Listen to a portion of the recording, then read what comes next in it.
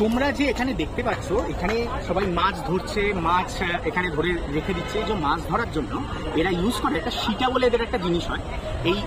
এই যে তোমরা দেখতে পাচ্ছ, এটা হচ্ছে অ্যালকোহল পচিয়ে অ্যালকোহলের মতন একটা প্রোডাক্ট এখানে তৈরি হয়।